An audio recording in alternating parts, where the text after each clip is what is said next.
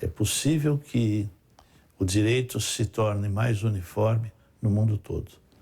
E ele se tornará tão uniforme quanto as necessidades das pessoas possam impor isso. Eu acho que se as instituições jurídicas pudessem falar, elas diriam para nós, como Ortega y Gasset, eu sou eu e a minha circunstância. Cada instituição jurídica, cada norma, é aquilo que está escrito nela e aquilo que a circunstância em redor dela determina que ela seja. Por isso não pode haver uma globalização completa, porque vai haver sempre alguma diferença cultural. Há uma globalização que não tem que ver com a globalização econômica. É uma globalização que nasce da comunicação que há entre os seres humanos, que vão redescobrindo a identidade que existe entre eles. Você vai achar, lá nos tempos do Luís XV, um francês que faz a pergunta numa carta: Comment peut-on être persan? Como se pode ser persa? Porque apareceu um persa, eles não sabiam o que era um persa. O sujeito chega de turbante, com uma pluma, vestido de seda, etc. Ele ficou, mas como é que se pode ser persa? Eu não podia imaginar. O Jean-Jacques Rousseau imagina que os selvagens da América viviam como Adão e Eva no paraíso, comendo frutas com um clima bom, etc. E nós sabemos que não era bem assim. Nós conhecemos os maias abrindo o peito do sujeito para tirar o coração e mastigar enquanto o cara estava vivo ainda, não é?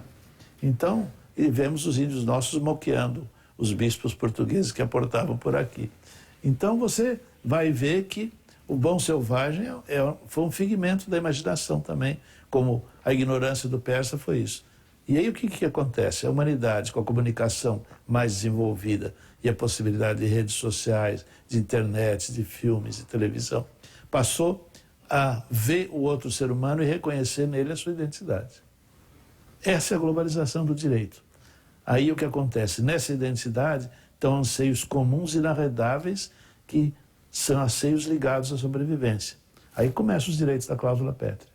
É impossível ou é uma utopia pensar numa cultura universal? Uniforme, eu acredito que não. Haverá sempre diversidade. E a gente nota que mesmo nos lugares em que você busca unificar como a União Europeia, você até acentua as diferenças. Porque à medida que você centraliza a decisão no nível mais distante do cidadão, ele se une com outros para ele ter mais representatividade, mais força.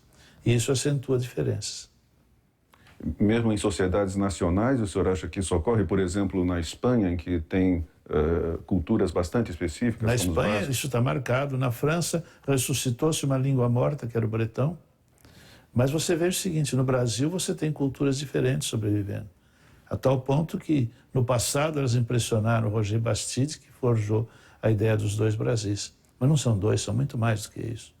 O Brasil é um mosaico. E como o senhor concilia a necessidade de regras internacionais para enfrentar crises financeiras internacionais, crises de segurança, como o terrorismo, com essas questões locais? Que é que o direito não trata de coisas uniformes.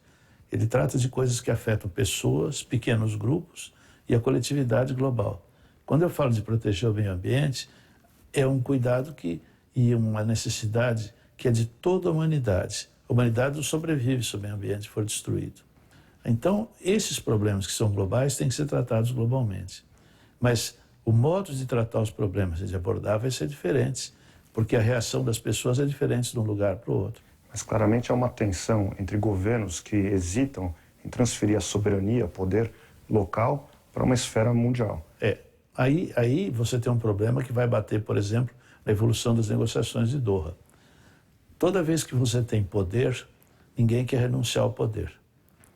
E muita gente não tem interesse que mude a estrutura de poder, porque ela soube achar o seu nicho dentro disso. E para ela é mais lucrativo, ela não quer sair para um ambiente que ela não sabe qual vai ser o resultado. Ela persiste nisso. O que a gente chama de conservadorismo é muito mais comodismo.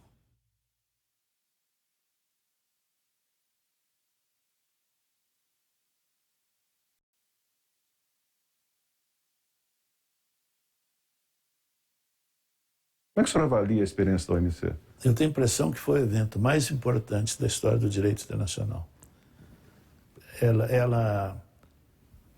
Pela primeira vez você tem um código, você poderia botar entre aspas código comercial, que aplica-se a todos os países. Ao mesmo tempo, você tem um sistema de solução de controvérsias que é de natureza obrigatória e que aplica sanções.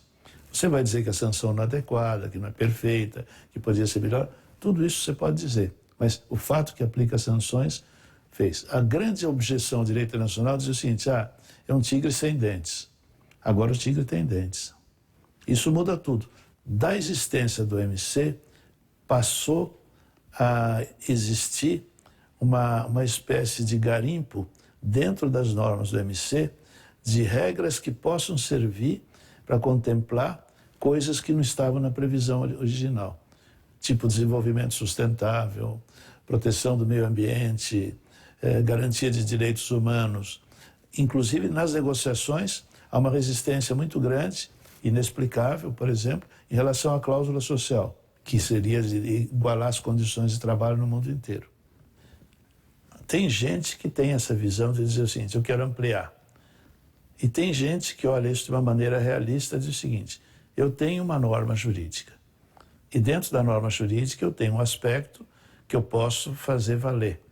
E aí, quando você pega, por exemplo, uma barreira técnica em matéria de saúde, na hora de você interpretar isso, você tem uma amplitude, que é do intérprete. Aí o intérprete pode e deve, ao longo do tempo, pela importância social relativa que a coisa tem, dar mais ou menos ênfase naquilo. Ser mais restritivo ou menos restritivo. E nós notamos isso na jurisprudência do OMC, que ela tem sido muito prudente, mas ela não tem deixado de realizar avanços e abrir portas. Por quê? Porque os negociadores fizeram concessões para deixar coisas que muita gente quis colocar lá dentro e ficou assim esparso no tratado. Mas ela passa a adquirir uma importância maior quando socialmente ela é uma necessidade e que está afirmada por todo mundo. Como é que se chegou a uma linguagem minimamente comum para se tomar decisões?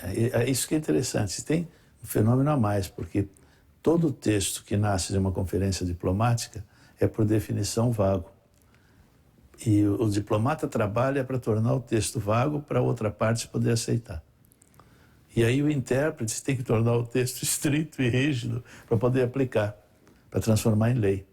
Por isso que o próprio estatuto que resolve, ou como se chama, as regras que resolvem a solução de controvérsia do OMC, diz que ele deve buscar, que a função do órgão de solução de controvérsia é buscar a certeza e a coerência no sistema.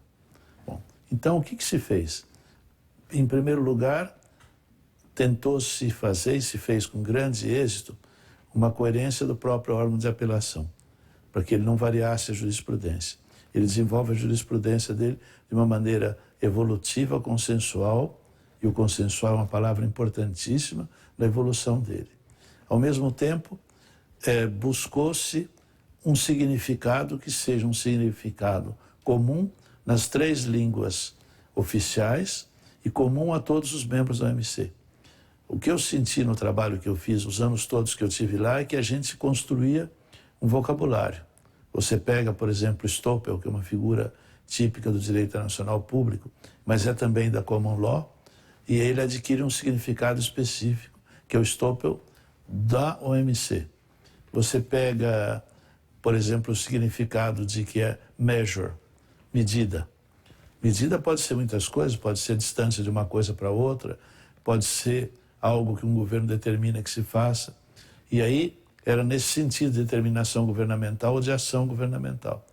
E aí lá buscou-se uma definição. Quando você vê as decisões do órgão de apelação, você vê que elas ocupam um espaço muito grande nas definições dos termos antes de chegar à conclusão. Esse é o trabalho que constrói e que está construindo o que eu diria que é a língua franca do direito. Não é uma língua universal porque elas não existem, mas é aquela em que concorre um significado comum a todos os operadores. Isso é garantido pelo fato de que a composição é heterogênea, heterogênea no sentido cultural, de origem de regiões de todos. E a interpretação, uma vez estabelecida num caso pelo órgão de apelação, ela pode ser reformada num caso similar no futuro ou não? Pode. Em tese, o órgão de apelação pode decidir A num caso e B no outro. Mas Por que ele não faz isso? Porque ele perde a credibilidade. Um tribunal que não consegue ser coerente consigo mesmo não tem credibilidade. Eu diria mais, é um tribunal que não cumpre o seu dever para com a sociedade que o instituiu. Porque a sociedade não cria o Poder Judiciário para colocá-lo em susto ou para destruir a segurança jurídica. O Poder Judiciário foi criado exatamente para garantir à sociedade a segurança jurídica. Essa é a missão fundamental dele. Aplicar a lei garantindo a segurança jurídica. E como o senhor vê isso, a expansão dessa discussão para outras áreas do direito que não sejam só a OMC?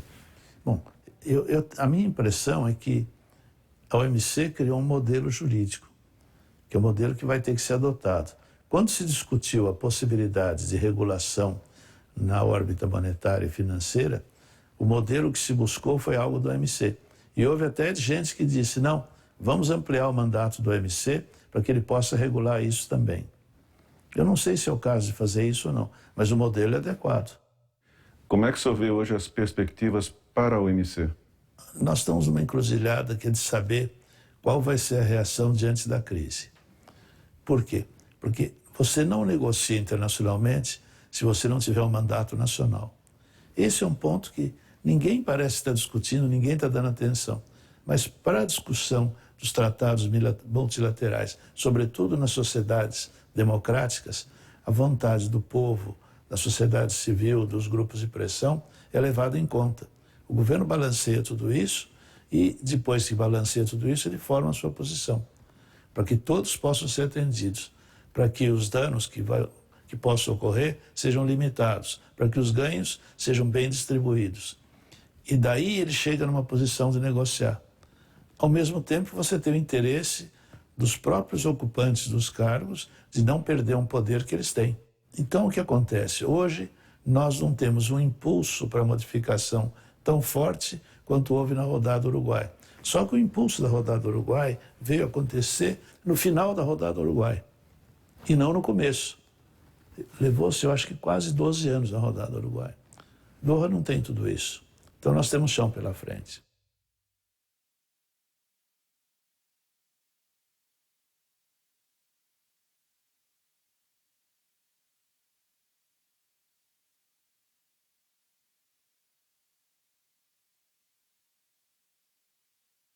Eu vou descobrir a existência do direito do comércio internacional em 1972, numa viagem que eu fui para a França, e eu vi na vitrine de uma livraria o livro do Luçoire, que tinha saído em 68.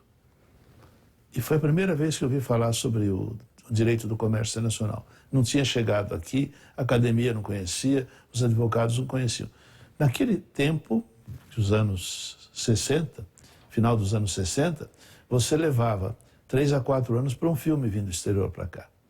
Então, para um livro chegar também.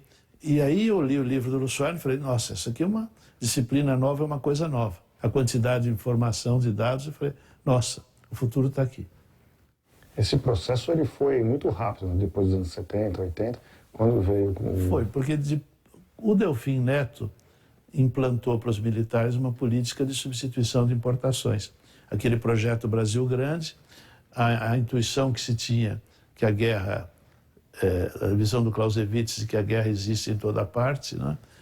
E inclusive na parte econômica, e a visão, sobretudo, dos Estados Unidos, que predominava estrategicamente que poder econômico é poder militar.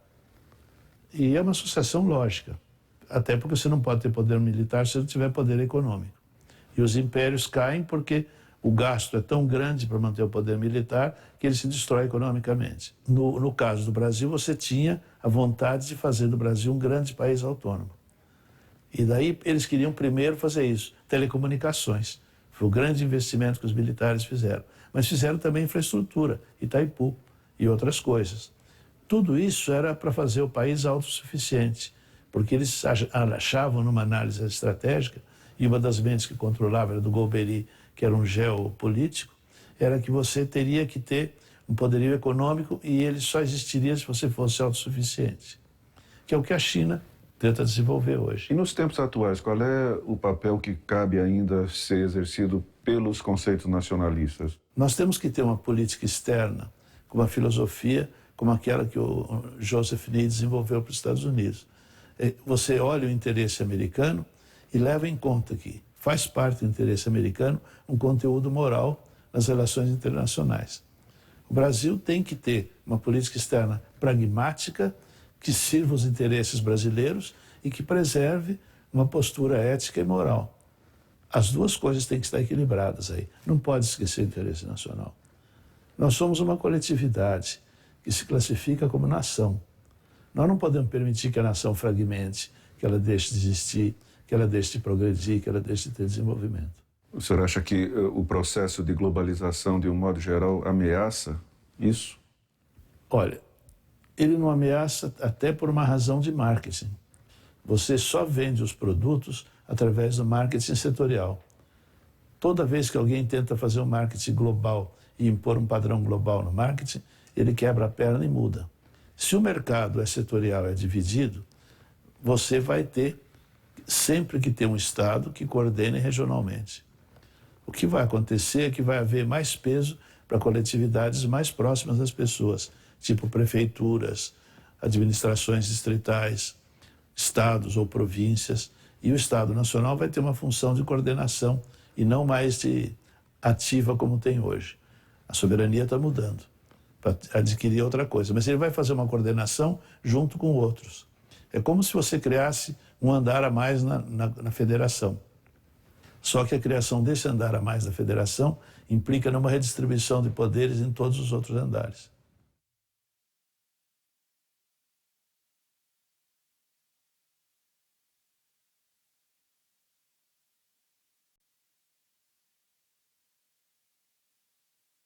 Quando nós falamos de uma arena privada, de comércio privado, o que nós vimos nos últimos 20 anos é a explosão do comércio internacional. Sim. E aí não necessariamente a participação do Estado nas relações privadas entre agentes econômicos.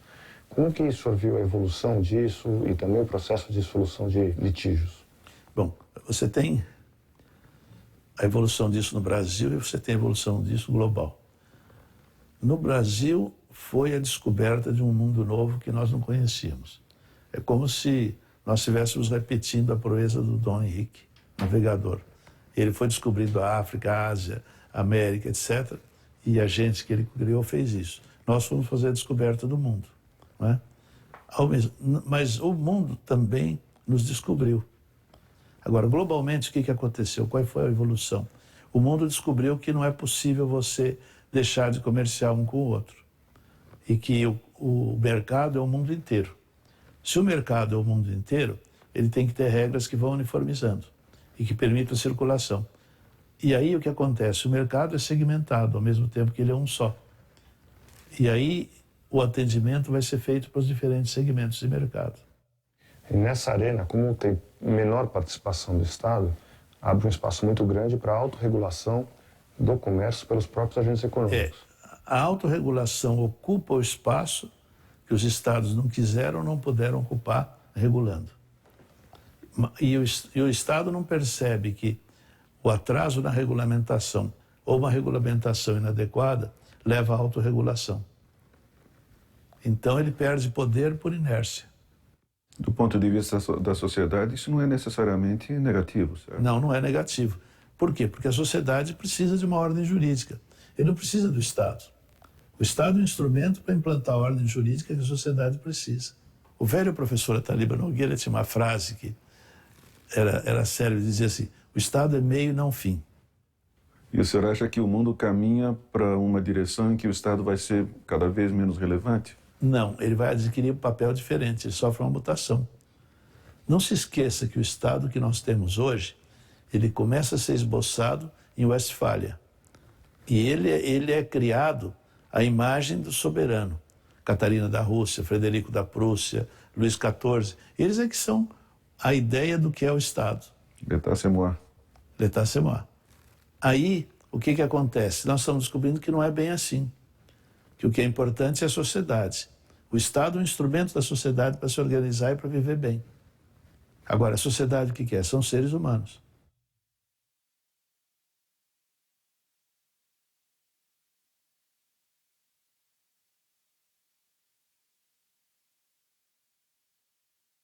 Professor, nós temos assistido diversos institutos buscando sistematizar, organizar práticas de contratos internacionais. Como é que o senhor vê essa questão? Bem, o que acontece é o seguinte, os modelos que são as ideias estruturais, como a estrutura de um prédio, vão ser adaptados aos diversos lugares. A partir dessa adaptação, você começa a gerar novas necessidades.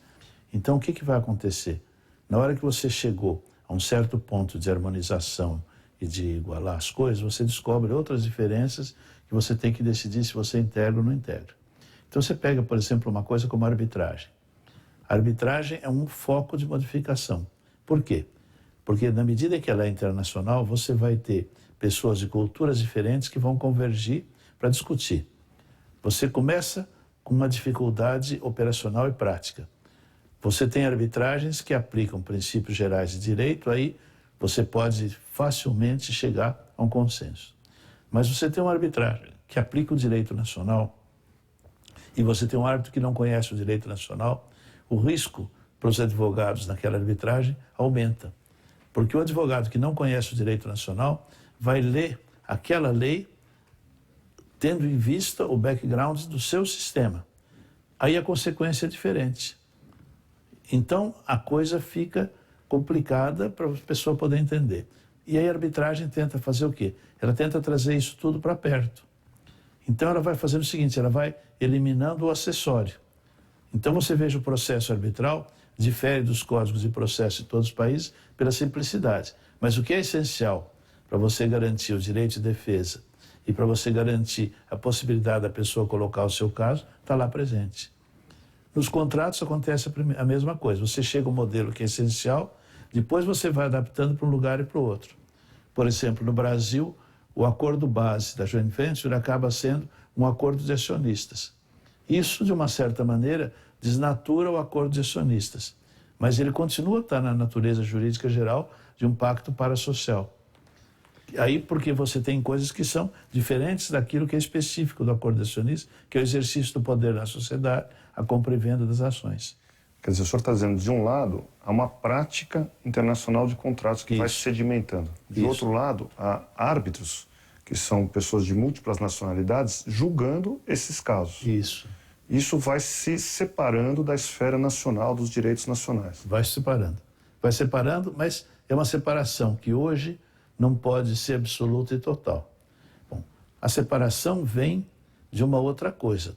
Todo ser humano tem dentro dele uma ânsia de liberdade, um desejo de liberdade, uma necessidade de liberdade. Nós não podemos viver sem a liberdade. Então, a arbitragem fornece um espaço de liberdade. Ela é importante por isso. Agora, nós sabemos que para viver em sociedade, a liberdade tem que ter limitações. As limitações vão ser feitas pela autorregulação, porque a gente descobre isso, que é o sonho do anarquista, tá certo? Uma sociedade que se autorregula, ou a sociedade que acaba se autorregulando por um outro interesse. De qualquer forma, o Estado tem o controle da validade da decisão que foi tomada pelos agentes privados. Mas o controle do Estado já, e o Estado às vezes não percebe isso, já é limitado pelo próprio limite da soberania do Estado. Ele controla dentro do limite da soberania dele. Só que a soberania do Estado hoje é afetada por muitas outras coisas, por obrigações internacionais que ele não pode mais deixar de respeitar. Por exemplo, nenhum Estado pode adotar o trabalho escravo hoje.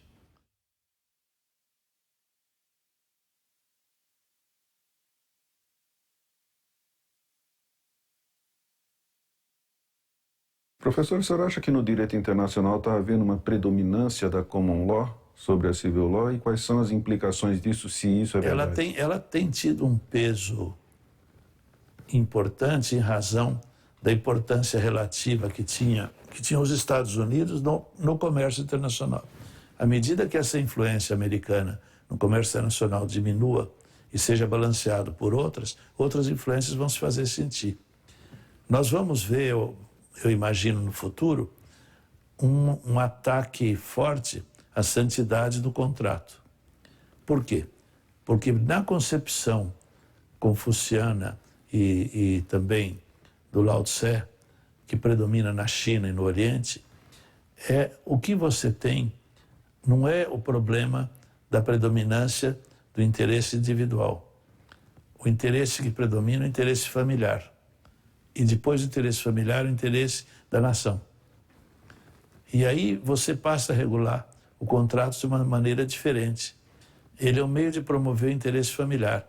E aí a promoção do interesse familiar, ou do grupo mais restrito, ela é mais variável do que o interesse comercial individualista. Porque você pensa outras coisas. Então, por exemplo, na minha experiência profissional com as sociedades japonesas, o contrato era um parâmetro para um processo de negociação contínuo. Se, por exemplo, o mercado sofresse um baque, a expectativa dos sócios japoneses, junto aos produtores brasileiros que eram sócios deles, era o seguinte: gente, vamos realinhar os preços de ponta a ponta da nossa cadeia. Vocês aí na produção, você na matéria-prima, você na logística, eu na distribuição, todo mundo temos que realinhar, porque o comprador não paga esse preço, nós vamos perder mercado. Então todo mundo negociava e realinhava. E às vezes todo mundo sofria um prejuízo concomitante para guardar o mercado para recuperar em seguida, e subia junto. Isso, no esquema americano tradicional, não funciona. É cada um por si e Deus por todos. Não há esse pensamento coletivo. Eu acho que o Brasil tem um papel importante. E o grande papel do Brasil, e a grande vantagem que o Brasil tem, que ele não pode perder, é o fato do Brasil não estabelecer na cabeça das pessoas distinções. Como é que o senhor traduz isso para a contribuição brasileira? É pelo seguinte: na hora que no Brasil nós reconhecemos as pessoas como pessoas, e não pela aparência ou pela cultura, nós vamos levar isso para o mundo como uma maneira de ver o mundo diferente. Mas o direito brasileiro faz isso? Ou o direito brasileiro também não está carregado da tecnicidade? O problema é o seguinte: o direito estatal é sempre mais técnico, mais complicado do que o direito vivido. O direito vivido pelas pessoas, ele tem que ver com o direito estatal, ele não pode ser dissonante, mas ele é muito mais amplo. O exemplo que pode ter nisso é, por exemplo, lá na Common Law, o fato de que uma temperava um lado e a equity temperava o outro lado. E a junção das duas dava o direito da sociedade inglesa. É uma evolução boa. A Inglaterra, para mim, é um exemplo de laboratório, porque, como ilha, ela ficou isolada do que acontece no resto da Europa. Mas, ao mesmo tempo, ela teve uma estrutura que foi dada para ela durante 300 anos de ocupação romana, que transformaram os celtas em romanos celtas, que depois foi mantida mesmo com as invasões posteriores dos saxões e depois dos normandos. Mas os normandos já estavam romanizados. Agora, o que aconteceu? A romanização inglesa se operou quando Roma era uma república. O Júlio César foi o primeiro a invadir lá. Bom, e é o fim da república. Depois, o que vai acontecer? O direito, quando chega em Constantino, muda, ele se codifica. Aí é esse direito codificado do Constantino que vai gerar o direito da Europa continental. Mas aquele que é o direito romano da primeira fase, que está na Inglaterra, é o que vai gerar o que eles chamam de Common Law. Era Common Law por quê? Porque era a língua comum de todas as comunidades que viviam na Inglaterra. Da França teve a mesma coisa. O que o Napoleão fez foi codificar todos os costumes que existiam na França. O Código Napoleão é isso, uma codificação dos costumes. Só que o que acontece é que você tem a apropriação disso, como você tem a apropriação da saúde, por uma casta, que é a casta dos operadores do direito, e que passa a falar uma linguagem comum e que tenta obter uma ascensão social com base nisso. Então ela constrói uma linguagem diferente, porque ela precisa que a coisa seja diferente para ninguém tomar o lugar da pessoa.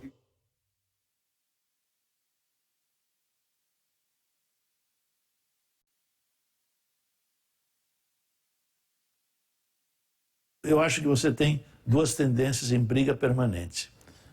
Eu acho que toda a história da humanidade é uma história de uma evolução que se faz numa síntese hegeliana ou marxista, como você quiser, em que você tem duas posições contrárias que obtêm uma síntese, mas ela vai gerar imediatamente uma posição antagônica que vai levar a uma terceira. Você vai evoluindo. Ou no movimento pendular. Você vai para um lado, você vai para o outro. Você veja, acabou a ditadura, nós fomos para uma Constituição que começou a dar direitos assim, numa quantidade tão grande, tão ampla, que se tornou impossível de aplicar tudo que está na Constituição. Ela não atentou para a realidade ao tentar estabelecer o ideal. Mas, ao mesmo tempo, ela colocou uma diretriz que nós somos obrigados a ir buscar, porque é o ideal da Constituição. Então, o que acontece? É um movimento pendular. A realidade puxa para um lado. E aí, a atração do outro lado, que é um anseio de todo mundo, puxa para o outro. O direito trabalha com ideias centrais. A ideia central é a ideia da igualdade. Mas eu posso chamar a igualdade por vários nomes. Mas é a ideia de que as pessoas são iguais nos direitos e nas obrigações. Não é só nos direitos e nas obrigações. Por quê? Porque toda obrigação tem um direito amarrado a ela. E todo direito tem uma obrigação amarrada a ela. As duas coisas funcionam juntas. Eu não tenho direito de fazer tudo. Eu tenho direito de fazer tudo aquilo que não prejudique o meu próximo. Então, a minha obrigação é não prejudicar o meu próximo. Não interferir no direito do outro. O meu direito, qual é que é? Exercer o meu direito até o limite que eu posso. Esse equilíbrio que é a função do sistema judicial. Então, o que acontece? Eu só tenho conflito e só tenho necessidade da justiça quando as pessoas não sabem se autorregular. Diz que quando a relativização é excessiva, não existe direito. E quando a certeza é excessiva? Também não existe direito. Pelo seguinte, porque você congela as coisas fora do espaço e do tempo. A congelação das coisas fora do espaço e do tempo é a negação do direito. O direito não é uma fotografia que fica pendurada numa parede e não muda nunca. O direito é um filme que se desenrola progressivamente, como a nossa conversa se desenrola.